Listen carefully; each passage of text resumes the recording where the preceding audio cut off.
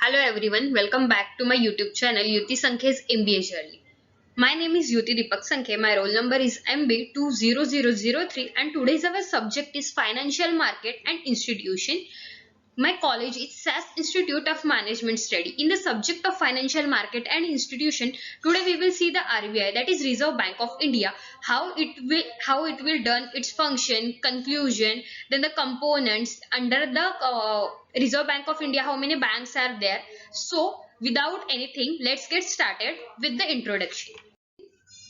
First, introduction of RBI. RBI means we will all know that Reserve Bank of India is the apex monetary institution of India. It is called as the central bank of the country, and the Reserve Bank of India was established on April 1, 1935 under the accordance with the provision of Reserve Bank of India Act 1934.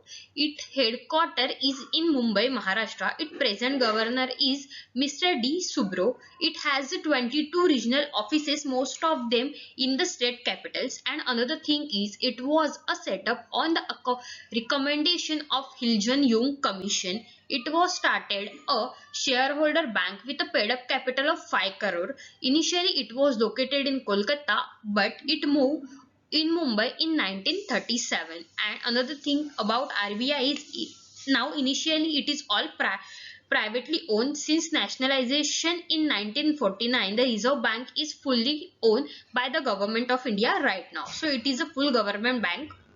Then another thing is objective and reason for the establishment of RBI. First reason is to manage the monetary and credit system of the country. Then second one is to stabilize internal and external value of the rupees. Third one is for balance systematic development of banking in the country and for the development or organized money market in the country. Another thing, for proper arrangement of industrial finance, for proper management of public debt, to establish money relation with the other country of the world and international financial institution. And last one is to maintain balance between the demand and supply of the currency. It is very important objective, and the reason for why they established RBI is to maintain the balance between demand and supply.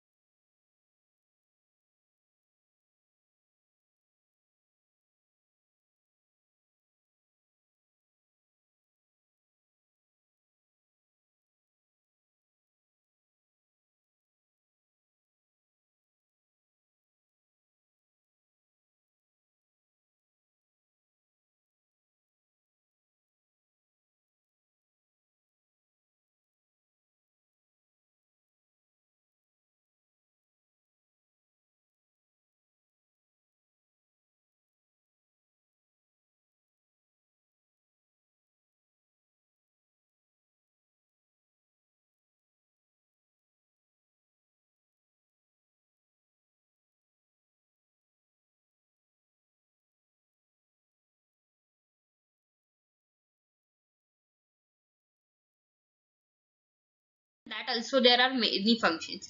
Then the structure of banking in India. Reserve Bank is the apex bank and the central bank in India.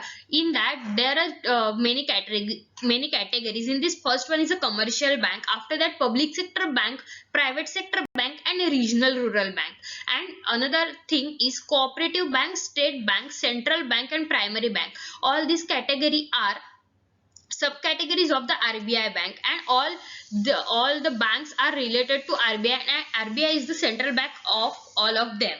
Then measures that control RBI's credit control measure refer to those measures adopted by Reserve Bank of India to increase or decrease the credit or money supply in the economy. If there is money supply, it will lead to inflation, and therefore RBI will adopt credit control measure to restrict money supply. In this, there are two measures, that is qualitative measure and a quantitative measure. In the qualitative measure, there are many things such as bank rate, open market operation, cash reserve ratio, statutory regulation ratio, and development of credit. And in a qualitative measure, the thing is directiveness, moral suasion, fixation of margin requirement, and rationing of a credit. The both are the important thing, that is qualitative measure and a quantitative measure.